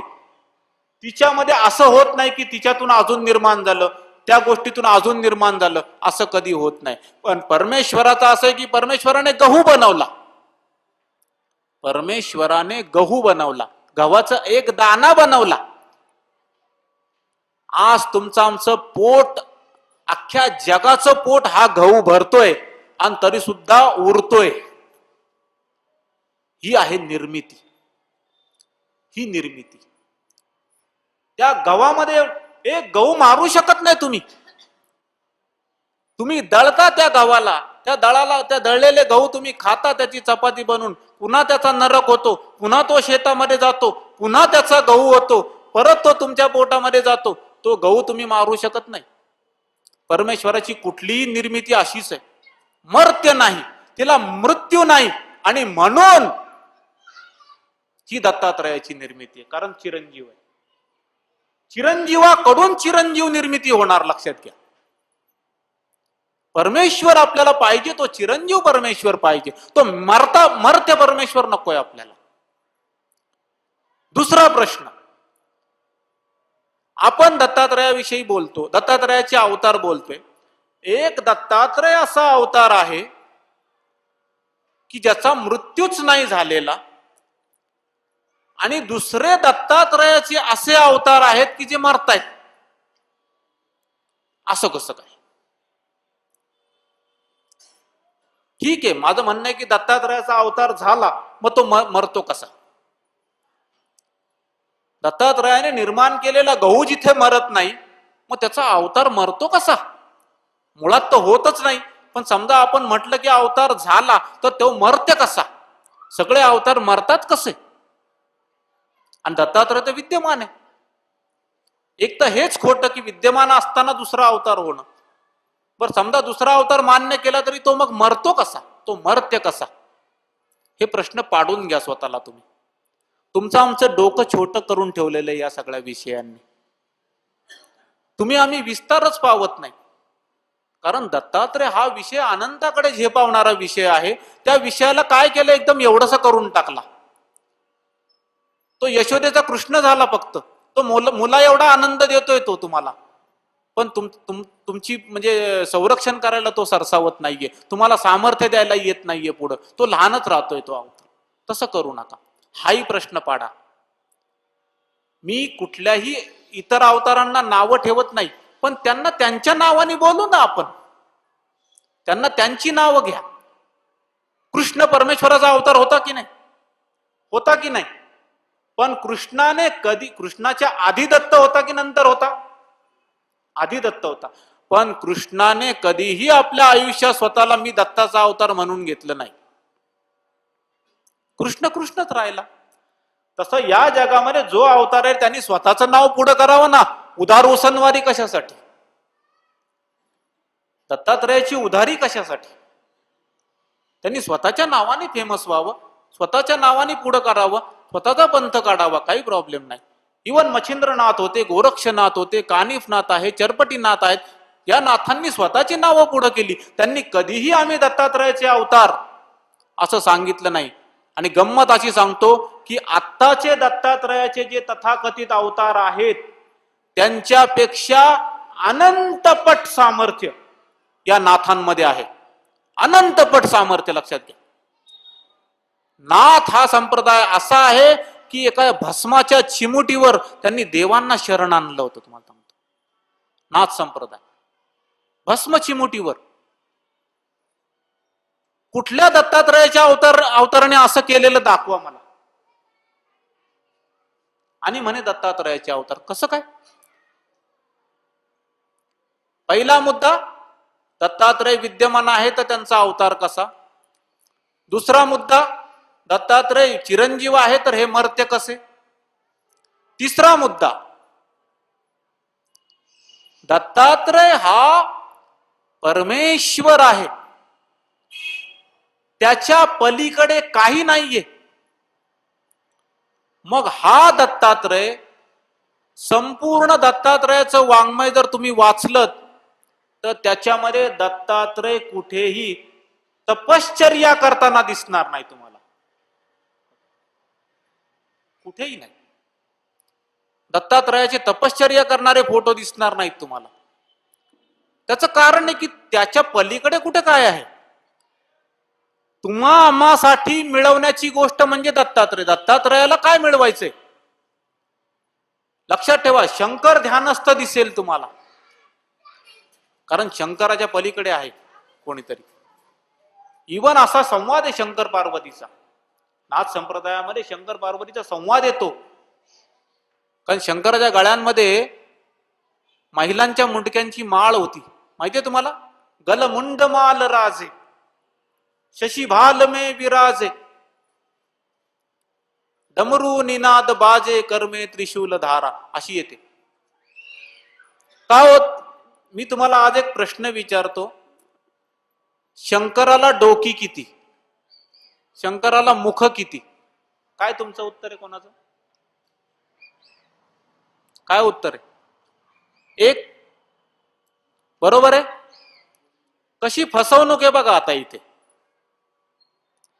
तुम्ही आम्ही जी आरती म्हणतो, बरं, मगाशी पण सांगितलं, कर्पूर गौरा भोळा नयनी विशाळा. तो आहे कर्पुराच्या रंगाचा, पण तुम्हा आम्हाला तो निळा करून दाखवतात. निळ कंठ आहे, लक्षात ठेवा. कंठ फक्त निळा आहे. कारण काय की विष प्यायला होता म्हणून. देवी दैत्य सागर मंथन पै केले, त्या माझी अवचित हळाळू. ते कंठ निळा आहे, पण वर्ण त्याचा कर्पूर आहे. म्हणजे गोरा गोमटा आहे, एकदम पांढरा आहे. गोरा गोमटापेक्षा पांढरा आहे तो. कर्पूर गौरा. आणि दिसताना तुम्ही पूजा कोणाची करता? निळ्याची पूजा करता. आहे की नाही चूक बघा तुम्हाला. पण त्याच्याही पलीकडे शंकराला डोकी किती हा प्रश्न विचारला. सत्य माहीत नसलं की कसं होतं तुम्हाला. सगळीकडे उत्तर येतं एक. आणि त्याचं कारण सांगतो तुम्हाला. त्याचं कारण काय? त्याचं कारण की तुम्हा आम्हाला एकच दिसतं. त्याची जी चित्र रेखाटली गेली ती एकच रेखाटली गेली. कुणालाही त्याचं दर्शन नाही झालेलं. पण ज्या एकनाथांना दर्शन झालं त्यांनी आरती तयार केली आहे ती. बरोबर आहे. देवी दैत्य एका जनार्दनीच आहे ती आरती, मला वाटतं. बरोबर आहे ना? तर एका जनार्दनी आरती आहे ती. तर त्याच्यामध्ये शेवटचं कडवं येतं. काय कडवं येतं? शेवटचं कडवं काय आरतीचं? व्याघ्रांबर फणीवर धर, म्हणजे नाग. सुंदर मदनारी. मदनारी म्हणजे काय की मदनाला भस्म केलं होतं त्याने. मदनाचा शत्रू आरी म्हणजे. पुढं आहे पंचानन मनमोहन मुनिजन सुखकारी. पंचानन शब्दाचा काय अर्थ होतो? जोशी, पंचानन शब्दाचा अर्थ काय सांगा? ज्याला 5 तोंड आहेत तो पंचानन. म्हणजे तुम्ही आरतीत म्हणता पंचानन आणि प्रत्यक्षात एका तोंडाची आरती करता. आता त्या शंकराने पावायचं कसं? तो बिचारा 5 तोंडांनी येतो आणि तुम्ही एकच तोंडाची आरती करता. पंचानन शब्द आहे. तुम्ही शिवपुराण जर अभ्यासलं तर मला वाटतं जाधव तुमच्याकडे शिवपुराण आहे. तर त्या शिवपुराणात मी त्यांना दाखवलं. तिथं जेवढे शंकराची चित्र आहेत त्या सगळ्यांना 5 तोंड दिसतील तुम्हाला. तर अनुभूतीमध्ये केवढा फरक आहे बघा. आमच्याकडे जी हे आहे माहिती आहे ती किती अर्धवट असते. आता गणपतीचं असं झालं. मला एके ठिकाणी सांगितलं की शंकराचा बाप कोण? काही प्रश्न विचारतात लोक. काय तुमच्या म्हणण्याप्रमाणे शंकराचा बाप माहिती आहे तुम्हाला? कोणाला माहिती आहे शंकराचा बाप? कोणालाच माहित नाही. पण मला माहिती आहे. मी लालबाग मध्ये मुंबईला लेक्चर करत होतो. तिथे मला असा एक पैलवान माणूस होता. त्याने मला प्रश्न केला. एक तर लालबागची माणसं तुम्हाला माहिती आहे खूप अशी सुदृढ असतात. ती लालबागचा राजा म्हणून तो गणपती सुद्धा सुदृढ आहे त्यांचा तो. तर त्याने प्रश्न विचारला, शंकराचा बाप कोण? माझं वय खूप लहान होतं त्यावेळेला. मी साधारण एक 8-8.5 वर्षाचा होतो. मी त्याला सांगितलं शंकराचा बाप गणपती. तर सगळी, जसे तुम्ही आता हसलात ती सगळी माणसं हसली. शंकराचा बाप गणपती कसा काय असू शकतो? हा छोटा पोरगा आहे, हा काहीतरी मस्करी करतो म्हणून हसली. तर म्हटलं आता मस्करी नाही, खरंच तसं आहे. म्हटलं असं कसं खरंच तसं आहे? म्हटलं बघा आता मी एक अभंग म्हणतो जो आम्हाला माहित असलेला अभंग आहे. काय अभंग आहे? ओंकार प्रधान रूप गणेशाचे. ऐकलंय तुम्ही हे? ऐकलंय? ओंकार प्रधान रूप गणेशाचे, हे तिन्ही देवांचे जन्मस्थान. आहे का बरोबर? ओंकार प्रधान रूप गणेशाचे, हे तिन्ही देवांचे जन्मस्थान. आता तिन्ही देव कोण? बरं जाऊ द्या, अजून क्लिअर केलंय पुढं. आकार तो ब्रह्मा, ब्रह्मदेव. उकार तो विष्णू, म्हणजे विष्णू. मकार महेश्वर म्हणजे कोण? शंकर. जाणी येला ऐसे तिन्ही देव, म्हणजे नावासकट सांगितलंय. ऐसे तिन्ही देव जेथुनी उत्पन्न, तो हा गजानन माय बाप. मग या न्यायाने बघितलं तर गणपती शंकराचा बाप होतो की नाही सांगा तुम्ही मला. पण हे तर्क झाले, हे तर्क झाले तुमचे आमचे, याच्यातून मनोरंजन झालं. काय होतं, मला तुम्ही काही एखादी खोटी गोष्ट सांगितली तर मी सिद्ध करून दाखवू शकतो, त्याला तर्क म्हणतात. पण या तर्कामुळे परमेश्वर प्राप्त होत नाही. तुम्हाला सांगतो, या तर्कामुळे काय झालं, माझी तिथं ख्याती पसरली, काय ज्ञान आहे मुलाचं. अरे कसलं ज्ञान आलंय? या असल्या ज्ञानाला आपण हात जोडतो आणि इथंच स्फोटी फसगत होती. तुम्हाला सांगतो मी, त्या लालबाग मधला आणखी एक प्रश्न सांगतो मी. त्या लालबाग मध्ये मला आणखी एक प्रश्न विचारला, म्हणे तुमचं तुम्ही जे सांगताय ते म्हणजे गीतेतलं तत्वज्ञान आहे का, किंवा ज्ञानेश्वरी जे सांगितलं ते तत्वज्ञान आहे का? म्हटलं तत्वज्ञान हा विषय असा आहे की तो कुठल्याही काळात बदलत नाही. मग तो गीतेतला असला तरी तोच असतो, ज्ञानेश्वरीतला असला तरी तोच असतो, आणखी कुठल्या तत्वज्ञान म्हणून जे आहे ती एक स्वतंत्र फेज आहे. मग मला म्हणतोय की ज्ञानेश्वरांनी तर भिंत चालवली, तुम्ही भिंत चालवू शकता का? प्रश्न बघा. 8-8.5 वर्षाचा मुलगा काय भिंत चालवणार? पण मी म्हटलं का नाही चालवणार? नाही, पहिल्यांदा त्यांनी प्रश्न केला, म्हणा ज्ञानेश्वरांनी रेड्याच्या तोंडून वेद काढले म्हणे, मग तुम्ही रेड्याच्या तोंडून वेद काढू शकता का? मी शांत बसलो थोडा वेळ. त्यानंतर त्यालाच विचारलं की काय रे बाबा, म्हटलं तुम्हाला गायत्री मंत्र येतो का? तर तो म्हटला हो येतो. म्हटलं म्हणून दाखवा.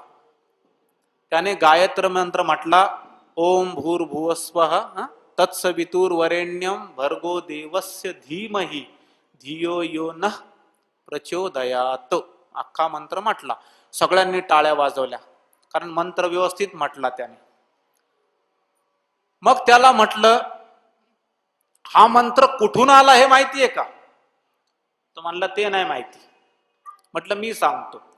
हा मंत्र यजुर्वेदामध्ये आहे, 36वा अध्याय यजुर्वेदातला, त्याचा 38वा हा श्लोक, जो सूर्याच्या उपासनेसाठी निर्माण झालेला आहे. सूर्याचा मंत्र आहे तो गायत्री मंत्र. ठीक आहे, तर हा यजुर्वेदातला मंत्र आहे, म्हणजे वेद संबंध आला त्याला. मग त्याला म्हटलं आता एक रेडा आणि एक माणूस यांची आपण आता तुलना करू. तर शास्त्र सांगतं आलस्य म्हणजे आळस. तुम्हाला आळस येतो? रेड्याला आळस येतो? येतो का नाही? येतो. आळसावतात प्राणी. निद्रा, निद्रा म्हणजे झोप. तुम्ही झोपता, रेडा पण झोपतो. भय, भय म्हणजे मृत्यू, मृत्यूची भीती. तुम्हाला एखाद्या माणसाने अशी काठी उगारली तर तुम्ही काय करणार? मागे होणार की नाही? त्या रेड्यावर काठी उगारा, काय करतो? तो पण मागे होतो. सेम आहे, म्हणजे दोघही मृत्यूला घाबरतात. मैथून म्हणजे मुलं बाळ होणं. रेड्याला मुलं बाळ होतात की नाही? होतात. माणसाला होतात की नाही? होतात. आलस्य, निद्रा, भय, मैथून या चारही गोष्टी एक रेडा पण करतो आणि एक माणूस पण करतो. मी त्या लालबागच्या माणसाला विचारलं, याच्या व्यतिरिक्त तू काय केलं आतापर्यंत ते सांग. किंवा सगळ्यांना प्रश्न आहे माझा आत्ता, की याच्यापेक्षा वेगळं आपण काय करतो? काय करतो आपण? याच्यापेक्षा वेगळं आपण काहीही केलेलं नाहीये. आपण आलस्य, निद्रा, भय, मैथुन, खाना पीना सो जाना, सब काम है पशु समाना. तुम्ही आम्ही जेवढे कर्म करतोय ती सगळी एक पशुतुल्य आहेत.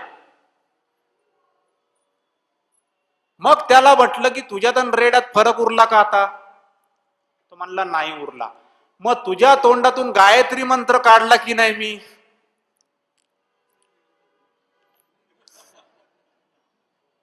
आला की नाही गायत्री मंत्र? म्हणजे ज्ञानेश्वरांनी रेड्याच्या तोंडून मंत्र काढला असेल तर काही आश्चर्य वाटायचं कारणच नाहीये. कारण या जगामध्ये जोपर्यंत माणसाला ज्ञान होत नाही, सत्य ज्ञान होत नाही, परमेश्वराकडून ज्ञान होत नाही. लक्षात घ्या, ज्ञानात फरक आहे. एक आहे ज्ञान ज्याला उदर भरू ज्ञान म्हणतो, की तुमच्या पोट भरण्यासाठी विद्या मिळालेल्या आहेत तुम्हाला, ते ज्ञान नाही. आणि एक ज्ञान आहे जे तुमच्या ह्या मनुष्य जीवनाचा जो महत्वाचा उद्देश आहे, कशासाठी जन्माला आलो त्याचं गुपित फोडणारं ज्ञान, तुम्हाला आनंदाच्या मोठी मात्रा देणारं ज्ञान, तुमचं कल्याण साधणारं ज्ञान, तुम्हाला मोक्षाप्रत घेऊन जाणारं ज्ञान, तुम्हाला तमसोमा ज्योतिर्गमय म्हणजे अंधाराकडून प्रकाशाकडे नेणारं, असत्याकडून सत्याकडे नेणारं आणि मृत्यूकडून अमृताकडे नेणारं, त्याला म्हणायचं ज्ञान. ते आपण काही मिळवलेलं नाहीये. त्यामुळे आपली अवस्था खाना पिना सो जाना सब काम है पशु समाना. मग ज्ञानेश्वरांनी तर एका रेड्याच्या तोंडून वेद काढले. इथं आपण दिवसभर ते चाललेलंच आहे आपलं सगळं काम. तुम्ही आणि मी एकाच माळेचे मणी आहोत. आपण दिवसभर भरपूर वेद शास्त्र बोलतोय, पण आणि म्हणूनच असं आहे की ज्ञानेश्वरांनी रेड्याच्या तोंडून जरी वेद काढले तरी तो रेडा ज्ञानी झालेला नाही, हे लक्षात घ्या. तुम्हाला तो रेडाच राहिला. तुम्हाला सांगतो, तो ज्ञानी म्हणून नाही गणला गेला. तुम्ही आम्ही सुद्धा तसंच आहे, भरपूर काही बोलतोय पण आपल्याला ज्ञानी म्हणता येत नाही, कारण आपली अवस्था सेम आहे. तुम्हाला सांगतो, तर दत्तात्रयाचा ज्या वेळेला उल्लेख येतो त्यावेळेला पहिल्यांदा त्याच्या रूपाविषयीचे तर्क तुम्ही हटवून टाका. तुम्ही सगळे दत्तात्रयांनी जेवढ्या रूपात प्रत्येक युगात दर्शनं दिलेली आहे, इकडे सगळी दर्शनं लावलेली आहेत. तुम्हाला सांगतो, दत्तात्रयांनी वाघाच्या रूपात दर्शन दिलं, दत्तात्रयांनी गोंधळ्याच्या रूपात दर्शन दिलं, दत्तात्रयांनी एका गरीब रंकाच्या रूपात दर्शन दिलं, दत्तात्रयांनी भिक्षुकीच्या रूपात दर्शन दिलं. आजही ते कोल्हापुरात भिक्षा मागतात, करवीर नगराला भिक्षा मागतात ते आज सुद्धा आहे. ही सगळी दर्शनं जी दत्तात्रयाने दिली, म्हणजे आद्य शंकराचार्यांपासून आतापर्यंत जेवढी, त्या सगळ्या दर्शनांमध्ये कुठेही तीन तोंड नाही. विषय महत्वाचा आहे. कुठेही तीन तोंड नाही, एकच तोंड. का एक तोंड? तुम्ही म्हणाल की शंकराला 5 तोंड सांगताय, दत्ताला एक तोंड का? त्यांनी काय घोडं मारलं, त्याला पण असू द्या 3 तोंड. बरोबर आहे? तसं नाहीये. दत्तात्रय हा गर्भीचा अवतार आहे. आईच्या पोटातून त्याने जन्म घेतलेला आहे. लक्षात घ्या, शंकराला आई नाही, वडील नाही. आई वडिलांच्या पोटातून जन्म नाही, त्याला 100 तोंड लावा आमचं काही म्हणणं नाही. पण या जगामध्ये जे जे अवतार आईच्या पोटातून आले ते सगळे माणसासारखेच असायला पाहिजे. त्यांना हात सुद्धा 4 नको, 2च हात पाहिजे. मी तुम्हाला आया बहिणी तुम्हाला विचारतो ना, तुम्हाला असा मुलगा जन्माला आलेला आवडेल का? बघा, तशी निसर्गाने योजनाच नाही केलेली आहे. आईच्या पोटाची सुद्धा तशी रचना नाहीये. 2 जन्माला आले तरी पण सेपरेट जन्माला येतील. तुम्हाला सांगतो, वैचित्र्यपूर्ण जर जन्माला आलं तर मरतं इकडे, म्हणजे त्याला पुढे चाल मिळत नाही. तुम्हाला सांगतो, दत्तात्रय, आई वडील माहिती आहेत दत्तात्रयाचे? आपल्याला माहिती आहेत. अत्री है ना, जय जय गुरुदेव दत्ता, अत्री अनसुये सुता. मग आता आई माहितीये, वडील माहितीये, मग त्याला कशाला 4 तोंड 3 तोंड लावायची? महत्वाचा विषय लक्षात घ्या हा. तुम्ही जोपर्यंत स्वरूप निर्धारित करत नाही तोपर्यंत तो तुमच्या समोर उभा राहिला तरी तुम्हाला कळणार नाही. कदाचित उभा राहून गेला असेल, तुम्हाला काय माहिती. आपली नजर आपण दूषित करून टाकलेली आहे. आपण आपल्या देवांना कार्टून बनवतोय. तुम्हाला सांगतो, गंभीर व्हायला पाहिजे या विषयावरती. अत्यंत हा सप्ताह त्याच्यासाठी आहे की देवाधिकांच्या विषयात आपण गंभीर का नाही, त्यांना का असं आपण विचित्र करतोय. आणि मग फॉरेनची लोक त्याच्यावरती कार्टून काढतात. का असं करतोय आपण? तुम्हाला दुःख वाटत नाही या गोष्टीचं? आणि मग तुम्हाला वाटतं आमच्या देवांचं विडंबन करताय. देवाचं विडंबन सुरुवातीला आपण केलं. जे जसं आहे तसं स्वीकारायला पाहिजे. कशाला त्याला तीन तोंड लावायची? तुमच्या डोक्यातला तर्क की या जगात सगळ्यात मोठं कोण आहे? ब्रह्मा, विष्णू, महेश. झालं, तिघांना एकत्र केलं, झाला दत्त. मी संपूर्ण भारतात फिरलोय. तुमच्यापैकी किती लोक फिरलीत मला माहित नाहीत, पण महाराष्ट्र सोडला तर तीन तोंडाचा दत्त कुठं नाही. तुम्हाला सांगतो, कुठंच नाही. तुम्ही फिरून बघा. असेल एखाद्याचा तर त्यांनी इकडून महाराष्ट्रातून घेऊन गेला असेल. अवांतर ठिकाणी अवधूत एकच तो. अवधूत चिंतन श्री गुरुदेव दत्त आपण म्हटलेले, बरोबर आहे. अवधूतचा अर्थ काय? सिद्ध. त्याला तीन तोंड पाहिजेत कशाला? आपला गैरसमज काय आहे की दत्तात्रयाला ब्रह्मा, विष्णू, महेश असं एकत्र केले की ताकद मोठी होते. आपल्या डोक्यात काय की मोठी ताकद. दत्तात्रय महाराजांना तीन तोंड नाही लावली तर त्यांची ताकद कमी होणार आहे? दत्तात्रय प्रभू हे सामर्थ्याने मोठे आहेत. तीन तोंडामुळे मोठे नाही, सामर्थ्याने मोठे आहेत. आणि म्हणून त्यांनी अगदी वाघाच्या रूपात दर्शन दिलं. लक्षात घ्या, व्याघ्र रूपात दर्शन दिले त्यांनी. चक्रपाणी महाराज होते, त्यांना व्याघ्र रूपात दर्शन दिलं. एक पंजा त्यांच्या डोक्यावर ठेवला, एक पंजा त्यांच्या हातावर ठेवला, असं एक दर्शन येतं. ते सुद्धा दर्शन आहे, ते निसर्गाच्या विपरीत दर्शन नाहीये. कारण निसर्गामध्ये वाघ आहे, म्हणजे निसर्गापेक्षा वेगळं दर्शन दत्तात्रय प्रभूंनी हेतू पुरस्पर टाळलेलं आहे. बरोबर आहे. म्हणून पहिलं तर दत्तात्रय हा विषय, स्वरूप त्याचं काय आहे हे समजून घेणं अत्यंत गरजेचं आहे. त्याशिवाय आम्हाला ओळखच होणार नाही त्याची. तुमच्या आमच्या समोर येईल दत्तात्रय, निघून जाईल.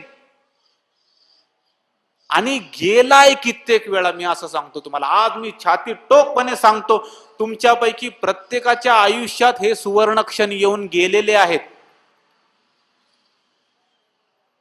कशावरून? काय पुरावा? एकच पुरावा, एकच पुरावा. त्याने कधीतरी तुम्हाला दर्शन दिलेले म्हणून तुम्ही आज इथं बसलाय. एकच पुरावा, नाही तर तुम्ही इथे बसला नसतात. तुम्हाला सांगतो, ओढ आहे आतमधून कुठंतरी. आतमधून कुठंतरी वाटतं तुम्हाला खरं काहीतरी कळायला पाहिजे. कळत नाही हा वेगळा मुद्दा आहे, पण ती जी ओढ आहे त्याला आर्तता म्हणतो आपण. मी श्रद्धा भाव नाही बोलते, मी आर्तता बोलतो. आर्त व्हायला पाहिजे. आणि आर्त झाल्यानंतर जी निर्माण होते ती आरती.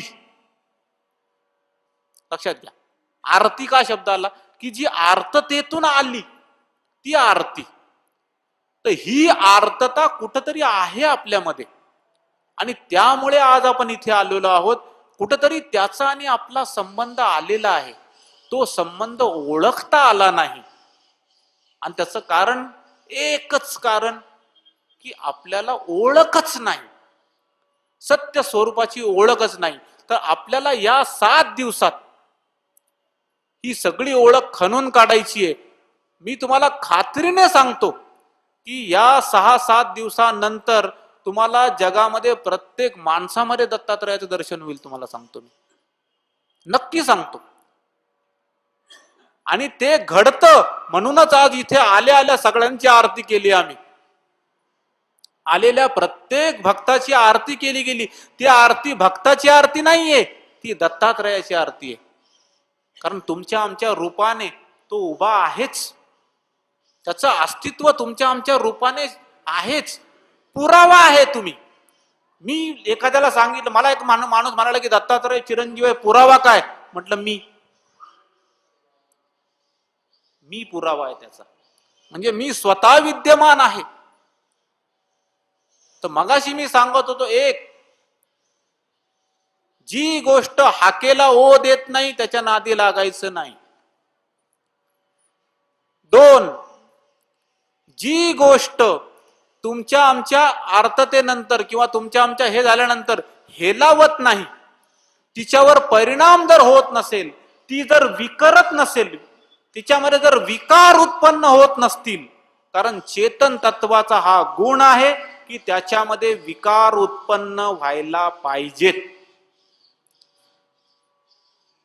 म्हणजे काय? म्हणजे दत्तात्रय प्रसन्न झाला म्हणजे विकार उत्पन्न झाला ना. त्याची प्रसन्नता हा विकार आहे. दुःख सुख हे सगळे विकार आहेत तुम्हा आम्हाला. तर ते विकार उत्पन्नच होत नसतील तर तुमच्या आमच्या सगळ्या श्रद्धा, तुमच्या आमची सगळी पूजा व्यर्थच आहे ना मग, कारण परिणामच नाही काही. तर विकार उत्पन्न व्हायला पाहिजे. एक तर खुश तरी व्हायला पाहिजे, तरी नाराज तरी व्हायला पाहिजे. काहीतरी हो बाबा, पण हो, म्हणजे नाराज होऊन का व्हायना पण दर्शन दे. तुम्हाला माहिती आहे, श्रीमद भागवतामध्ये एक अत्यंत सुंदर प्रसंग आलेला आहे. शेवटचा प्रसंग आहे की कृष्णाच्या पायाला हरिणाचं तोंड समजून तो भिल्ल बाण मारतो. आता खरं त्या भिल्लाची चूक आहे का काही? पण त्यानंतर कृष्णाने त्या भिल्लाकडे रागाने बघितलं, असा उल्लेख आहे की कृष्णाने त्या भिल्लाकडे रागाने बघितलं. आणि त्याच्या पुढची ओळ आहे, रागाने जरी बघितलं तरी कुणी बघितलं? देवाने बघितलं. आणि त्याच्या पुढची ओळ आहे, म्हणून त्याचा लगेच मोक्ष झाला. परमेश्वराने रागाने बघितलं तरी मोक्षच, प्रसन्नतेने बघितलं तरी मोक्ष. अहो, अमृत ठेवलेलं आहे, हे अमृत एखाद्याने रागाने प्यायलं म्हणून अमर नाही होणार असं थोडीच आहे. अमर होणारच. तिथे तुमच्या भावभावनांचा काही प्रश्नच नाहीये. तर परमेश्वर त्याच्यामध्ये विकार उत्पन्न व्हायलाच पाहिजे. तुम्हाला आम्हाला बोलताच येणार नाही. असा परमेश्वर काय कामाचा की तुम्हाला संवादच साधता येत नाही, तुम्हाला तुमच्या मनातलं बोलताच येत नाही, त्याची प्रतिक्रिया येत नाही. प्रतिक्रिया शून्य परमेश्वर काय कामाचा? ही फसवणूक थांबली पाहिजे. आपल्याला प्रतिक्रिया शून्य परमेश्वर नाही पाहिजे, प्रतिक्रिया देणारा परमेश्वर पाहिजे. एक तर तू प्रतिक्रिया दे, नाही तर माझं मानणं संपून जाईल. असं या ना तुम्ही, मैदानात या जरा तुम्ही. माणसामध्ये खूप ताकद आहे, तुम्हाला सांगतो, प्रचंड ताकद आहे. जेव्हा तुम्ही चॅलेंजला उतरता ना, तेव्हा तो उपस्थित व्हायला 1 मिनिट सुद्धा घेत नाही. पण तुमचा प्रॉब्लेम काय झालाय की तुम्हाला एवढं दाबलं गेलंय की असं असं असं असं, आणि ते विनम्रता वगैरे असे शब्द वापरून काय झाले, आम्ही सुद्धा विनम्र आहोत, विनम्रता नाहीये असं नाहीये, पण हे भलत्या ठिकाणी विनम्रता काय कामाची? तू मला दर्शन तर दे. दर्शन देत नाही म्हणून तुम्हाला रागही येत नाही. कधी आलाय का कोणाला तुमच्यापैकी राग? जर आला असता तर नक्की तुम्हाला परमेश्वर मिळाला असं. कुठल्या का बहानाने आहे, प्रतिक्रिया दे, हाकेला ओ दे. विकार उत्पन्न व्हायलाच पाहिजे तुझ्यामध्ये, नाही तर तू कसला परमेश्वर? बरोबर आहे. तर हे लक्षात घ्या, हे होणं अत्यंत गरजेचं आहे. आणि हे कधी घडतं? आपण सुरुवात आजच्या प्रवचनाने अशा की दत्तात्रयाचं स्वरूप आणि तर्क. आता आपण तर्क सगळे खोडत चाललेलो आहोत. या जगामध्ये जे जी अवतार म्हणून मिरवतात किंवा ज्यांनी तपश्चर्या करून मिळवलेलं आहे, लक्षात घ्या, तपश्चर्या करून ज्यांनी जे मिळवलेलं आहे ते सिद्ध आहेत, ते साधक आहेत, ते योगी आहेत, ते महायोगी आहेत, पण परमेश्वर नाहीत. लक्षात येते का तुमच्या? फरक करा तुम्ही थोडासा. मग ज्या ज्या लोकांनी तपश्चर्या करून मिळवलेलं आहे याचा अर्थ त्यांच्या पलीकडे काहीतरी आहे. तपश्चर्या करतात म्हणजे काय करतात? म्हणजे काय करतात? शंकर सुद्धा तपश्चर्या करताना दिसतो. त्याच्या गळ्यातल्या मुंडक्यांच्या माळा पार्वतीने प्रश्न केला की ह्या सगळ्या महिलांच्या माळा तुझ्या गळ्यात कशा? तर त्याने उत्तर दिलंय की पार्वती, तू प्रत्येक जन्मामध्ये माझी पत्नी होत गेलेली आहेस, तू मरत गेलेली आहेस, पण मी मरत नाही. त्या प्रत्येक युगातलं तुझं तोंड कापून या माळेमध्ये चिटकवलेलं आहे म्हटलं, म्हणून ही माळ वाढत चालली आहे म्हटलं. म्हणजे मृत्यूच्या पलीकडे सूत्र आहे आणि ते सूत्र म्हणजे दत्तात्रय. अमर्त्य सूत्र म्हणजे दत्तात्रय. शंकर ज्याची आराधना करतो तो दत्तात्रय. सगळे देव ज्याची आराधना करतात तो दत्तात्रय. कर्मयोनीच्या 13 कोटी देवता, अष्टोदेव योनीच्या 13 कोटी देवता, अंतराळातल्या 13 कोटी देवता, स्वर्गातल्या 33 कोटी देवता, सत्य कैलास वैकुंठीच्या 9 कोटी देवता, क्षीराब्धीच्या 1.25 लाख देवता, भैरव जातीतल्या 8 देवता, विश्वेची 1 देवता आणि या सगळ्यांना व्यापणारी माया, असा सगळा हा 81 कोटी 1.25 लाख. एवढ्या देवता माहिती आहेत तुम्हाला? नाही माहिती. या सगळ्या देवता ज्याचं चिंतन करतात, ज्याचं मनन करतात, ज्याची पूजा करतात, ज्याचं ध्यान करतात, त्या परमेश्वराचं नाव आहे दत्तात्रय. तर आज आपण हा विषय इथेच सोडूया. उद्या याच्या पुढे आपली चर्चा होईल. उद्या आपण दत्तात्रय हा विषय, त्याचं रूप, त्याचं सामर्थ्य, त्याचं दर्शन, या सगळ्या विषयांवरती आपण उद्या चर्चा करणार आहोत. आज उपस्थिती आहे तेवढी लोक सगळी उद्या उपस्थित राहणार आहेत. हा आपला ज्ञान सप्ताह आहे. कोणता सप्ताह आहे? ज्ञान सप्ताह आहे. इथं मनोरंजन कमी होईल, परंतु एकदा डोकं तुमचं विकसित झालं की मग या जगात तुम्हाला कुणीही फसवू शकणार नाही. सगळ्यांनी माझ्याबरोबर बोलायचंय. अवधूत चिंतन श्री गुरुदेव दत्त.